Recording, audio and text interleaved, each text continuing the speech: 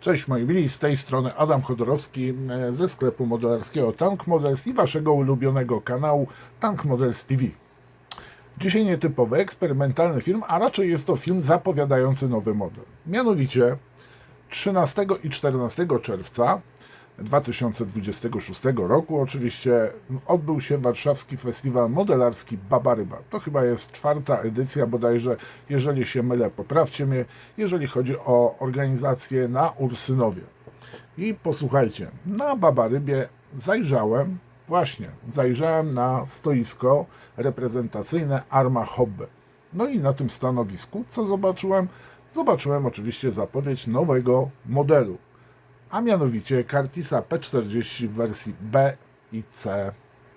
I tutaj po rozmowie z Wojciechem Bułhakiem, który był wcześniej na zdjęciu, dowiedziałem się, że będziemy mieli serię w ogóle Curtissów.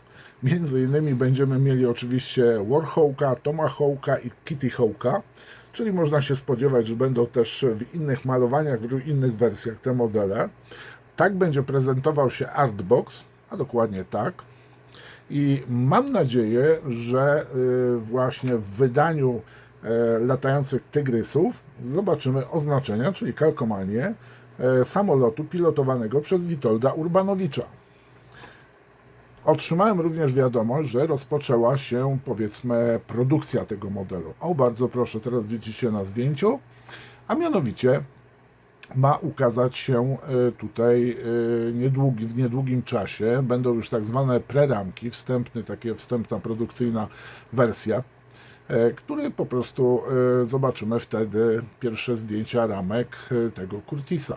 Mam nadzieję, że wielu z Was jest zainteresowanych, zadowolonych. Ja na pewno czekam na ten model. Tak będzie prezentowało się finalnie opakowanie Curtissa, a dokładnie, posłuchajcie, to jest Hawk 81A2, latający tygrys. Dobrze, moi mili. Dzięki serdeczne i do usłyszenia.